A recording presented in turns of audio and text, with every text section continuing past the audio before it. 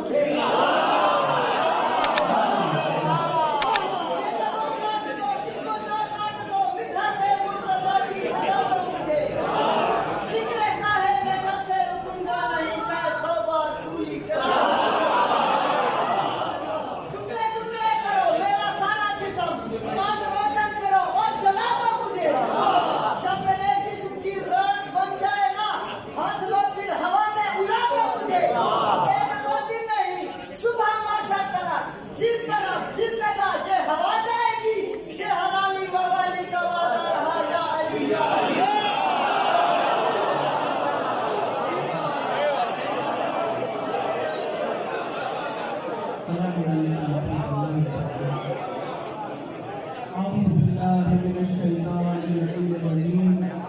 بسم اللہ الرحمن الرحیم نحمده ونصلي على رسوله الكريم وعلى آل بيته الطيبين الطاهرين أما بعد فقد قال الله تبارك وتعالى في محكم كتابه الكريم والفرقان الحميد وقوله الحق بالحق بسم الله الرحمن الرحيم لا تلبسوا الحق بالباطل وتكتموا الحق وأنتم تعلمون صلوات الله.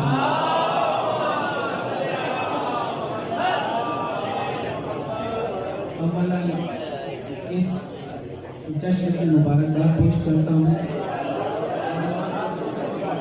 اپنی گفتگو کا آغاز کرتا ہوں، اور اس سے پہلے قابل مبارکباد ہے جمشید بھائی اور ان کی ٹیم کہ پروردگار عالم نے انہیں یہ شرف بخشا کہ وہ جشن مولود کعبہ کی میزبانی کے فرائض انجام دیں۔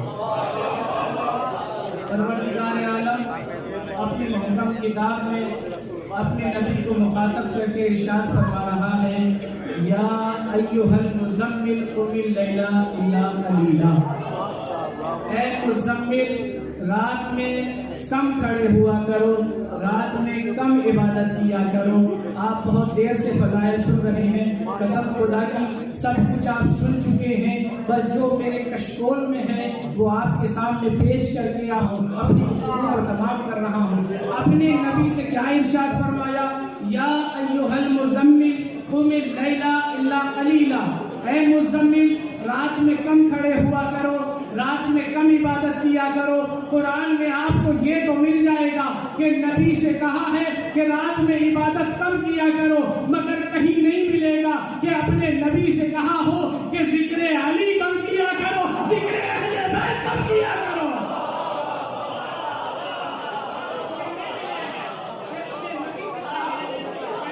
علی کم کیا کرو، ذکر اہل بیت کم کیا کرو۔ ہم خوش نصیب ہیں کہ ہم ذکر علی کرنے کے لیے جمع ہوئے ہیں، ہم خوش نصیب ہیں کہ ہماری رگوں میں علی لہو بن کے دوڑتا ہے، ہم خوش نصیب ہیں کہ ہمارے دل کے کعبے میں علی رہتا ہے، ہم خوش نصیب ہیں کہ ہم علی والے ہیں۔ کیوں؟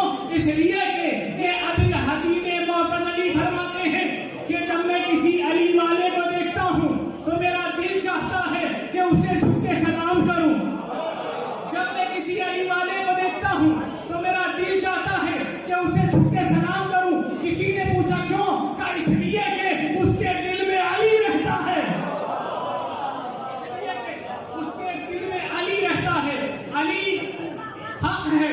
چونکہ آج میری اس گفتگو کا عنوان علی میزان حق و باطل ہے، دیکھیے تمہید کا بالکل وقت نہیں ہے، اس لیے ہر دور میں حق واضح رہا۔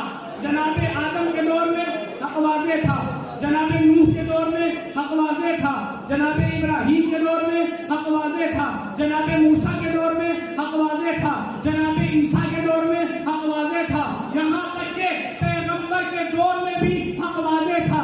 لیکن پیغمبر کی رحلت کے بعد لوگ متذبذب ہونے لگے، پریشان ہونے لگے، حق کدھر ہے، باطل کدھر ہے؟ تو کیا پیغمبر نے کوئی میزان چھوڑی ہے جو پہچان کر سکے کہ حق ادھر ہے باطل ادھر ہے؟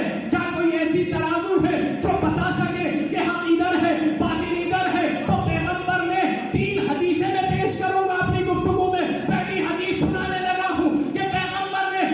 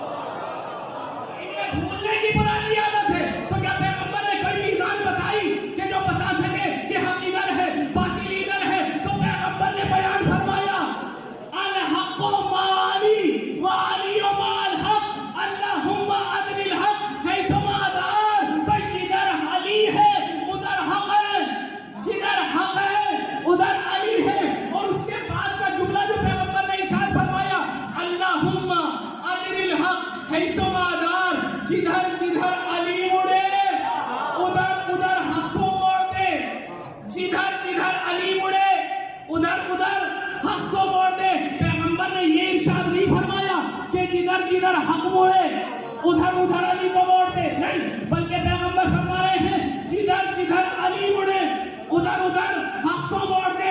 यानी हक की पहचान ये हुई कि जो अली के पीछे रहे वो हक है। तवज्जो करें, थोड़ी सी तवज्जो, थोड़ा सा मेरा साथ है भाई। हक की पहचान ये है कि जो अली के पीछे रहे वो हक है, जो आगे चला जाए वो कुछ भी हो सकता है, हक नहीं हो सकता। अब मैं किसी मौलिक पर तंग नहीं करता, लेकिन पैगंबर का कौल पेश करता हूँ कि पैगंबर ने हक की पहचान ये बताई है कि जो अली के पीछे रहेगा, अब कोई भी हो जो आगे बढ़ते नमाज पढ़ाए, कुछ भी हो सकता है, हक नहीं हो सकता।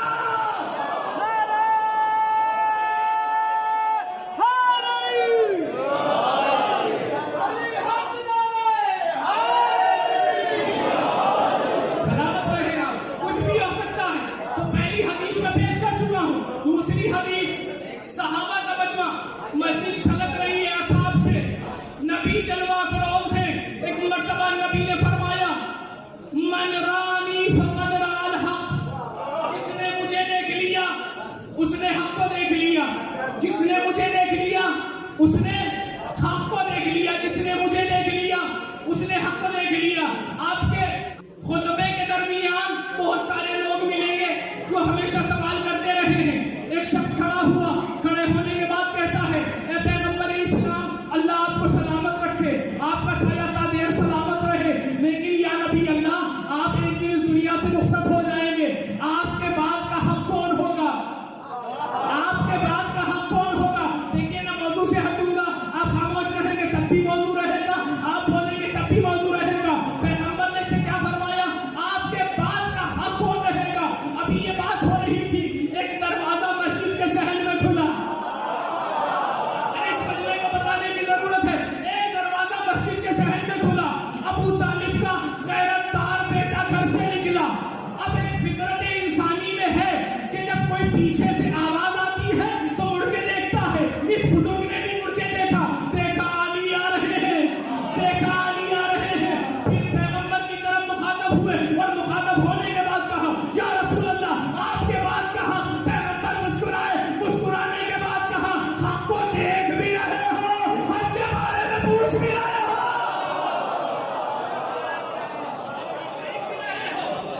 हक के बारे में पूछ भी रहे हो।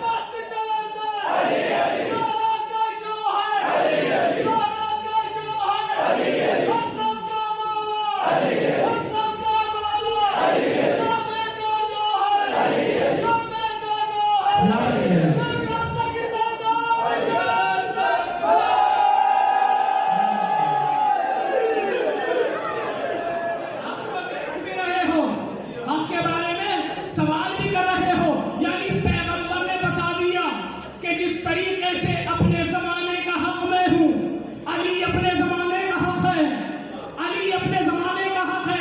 इसीलिए पैगंबर ने जनाबे अबू ज़र से फरमाया था कि एक तरफ अगर सारी कायनात जा रही है, एक तरफ अली जा रहा हो, तो कायनात के पीछे न जाना, अली के पीछे आना।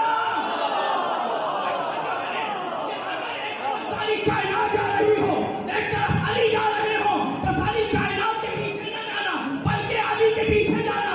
या नबी अल्लाह क्यों? सारी कायनात बातिल पे हो सकती है, अली बातिल पे नहीं हो सकता।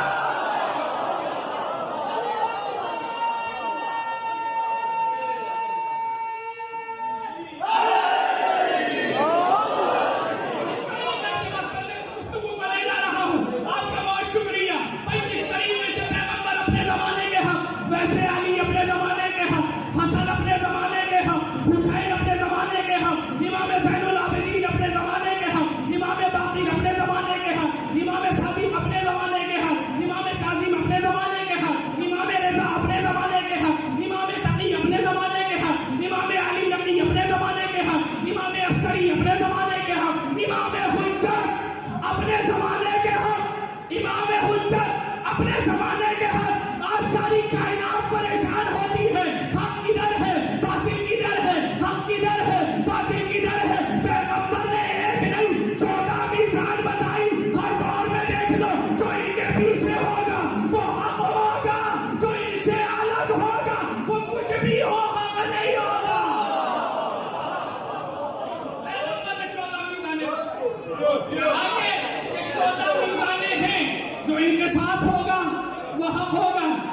دعا پڑھ رہا ہوں، اشہد ان اللہ حق، حق کیا ہے وہ بھی سنتے جائیے، کیونکہ تمہید نہیں ہوتا ہے ایسی تقریروں میں، تو سنیے، اشہد ان اللہ حق والنبی حق والکتاب حق والصراط حق والقبر حق والمیزان حق والملائکۃ حق والانبیاء حق والجنت حق والنار حق.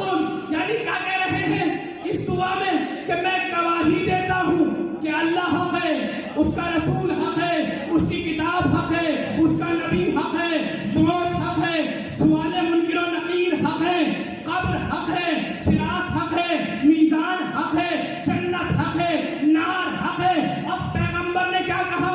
علی ہے حق کے ساتھ، یعنی اللہ کے ساتھ علی، نبی کے ساتھ علی، قرآن کے ساتھ علی، قبر میں علی، صراط پہ علی، میزان پہ علی، جنت و جہنم کا تقسیم کرنے والا علی، بعث کے وقت علی، سوالات کے وقت علی، قبر میں علی، میزان پہ علی، جنت و جہنم کا تقسیم کرنے والا علی. یعنی ہر جا علی ملیں گے، نہ دامن بجائیے، بچنا علی سے ہے تو جہنم میں جائیے.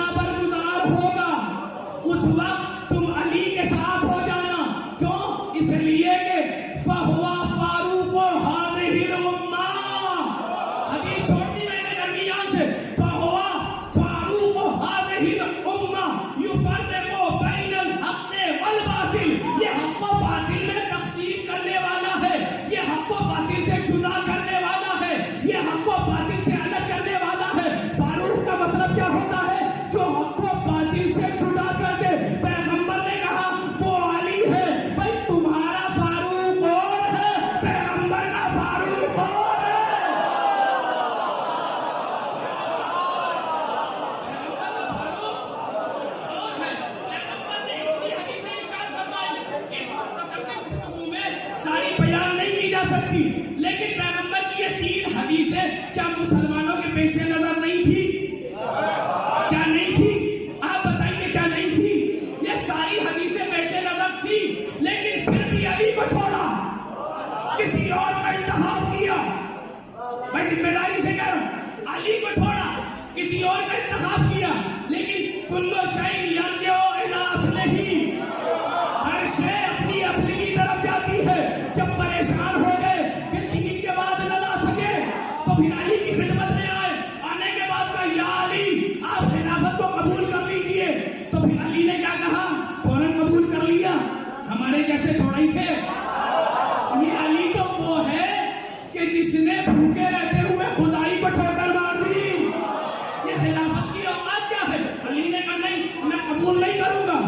لیکن جب لوگوں نے اصرار کیا تو علی نے کہا ٹھیک ہے میری بیعت ہوگی لیکن گھر میں نہیں، مجمع میں ہوگی. ارے میری بیعت ہوگی لیکن گھر میں نہیں، مجمع میں ہوگی. بھائی کیوں نہ ہو، چونکہ پیغمبر نے کسی بند گھر میں بیعت نہیں لی تھی، غدیر کے کھلے میدان میں بیعت لی تھی. جب آپ لوگ آئے تب بھی کھلے میدان میں، کھلی مسجد میں، مجمع میں بیعت ہونی چاہیے. اب علی نے اماں کو پہنا، اپنے اسرے کو لیا اور لینے کے بعد نکلے. چلے علی، مجمع چھلک رہا ہے اصحاب سے. اب ایک مرتبہ علی چلے، سب یہ سوچ رہے تھے چونکہ پہلی خلافت، دوسری خلافت، تیسری خلافت، وہ منبر کو چھوڑ کے بیٹھ رہی تھی. عرشے کو رسول کے احترام میں چھوڑا، پہلے زینے کو چھوڑا، پھر دوسرے کو چھوڑا، تیسرے کو چھوڑا. اب منبر تمام ہو چکا تھا. اب اگر اسی سلسلے کا کوئی آتا تو زمین کھودنی پڑتی، زینہ بنانا پڑتا، اسے بٹھانا پڑتا. لیکن علی آئے، علی نے پہلے والے پر قدم رکھا. پہلے والے پر قدم رکھا، دوسرے کو روکتے ہوئے، تیسرے کو کچلتے ہوئے اس جگہ جا کے بیٹھے جہاں رسول جلوہ افروز ہوتے تھے. جہاں پر آخری جملہ ہے آپ کی امانت ہے آپ تک پہنچا رہا ہوں. ایک مرتبہ اس جگہ بیٹھے عرش پر بیٹھے جہاں رسول بیٹھا کرتے تھے. بھائی جیسے ہی علی بیٹھے مجمع میں کانا پھوسی شروع ہوئی. ایک نے جسارت کی, کھڑے ہو کے کہتا ہے یا علی یہ کیا غضب کر دیا ہے, یہ کیا کر دیا آپ نے, ارے کم سے کم عرش کو تو چھوڑ دیتے. بھائی ایک مرتبہ علی مسکرائے, مسکرانے کے بعد کہا اس لکڑی کے ممبر کی بات کرتا ہے, یہ قدم تو توشے رسالت تک آ چکے ہیں. آخری جملہ, یہ قدم تو توشے رسالت تک آ چکے ہیں. بھائی کب آئے تھے, بھائی جب تلسی گلی ہوئی تھی پیغمبر نے علی کو اپنے دوش پر سوار کیا تھا.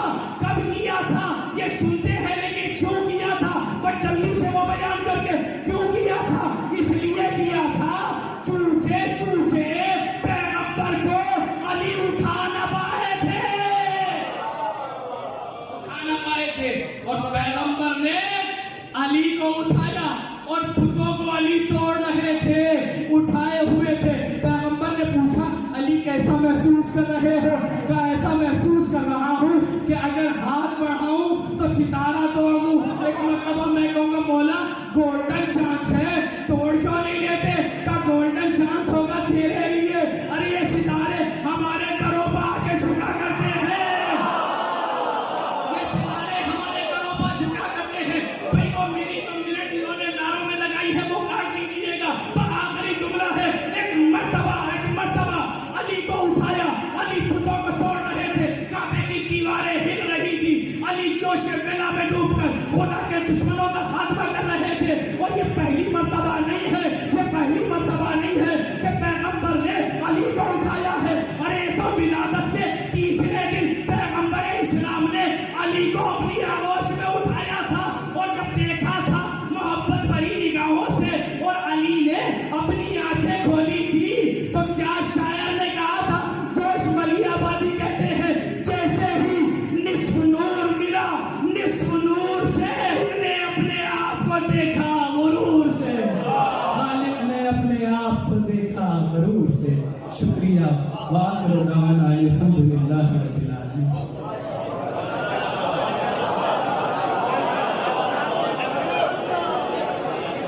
مولانا الشیخ محمد عرفان بہلول صاحب تشریف لائیں گے انعام کی تقسیم کے لیے. اور دوسرا انعام آج کا جس شخص کے نام ہوا ہے درود کے ساتھ اس کا استقبال کیجیے گا, مولانا قبلہ کمیل عباس نجفی صاحب.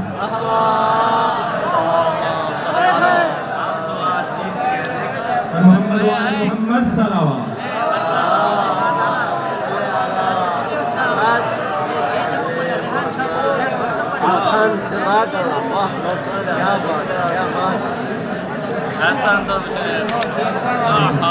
اور یقیناً واضح ہو چکا ہم